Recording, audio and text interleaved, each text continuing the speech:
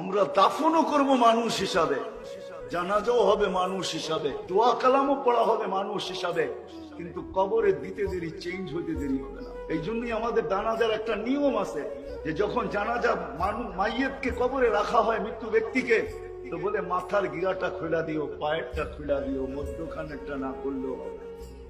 কারণ কি জানেন? ফেরেশতা আয়েশা প্রথম চেহারা দেখবে এটা কোন কোয়ালিটি। জালালউদ্দিন সুয়ুতী রহমতুল্লাহ আলাইহি কিতাব লেখছেন, ওটা পড়া দেখেন।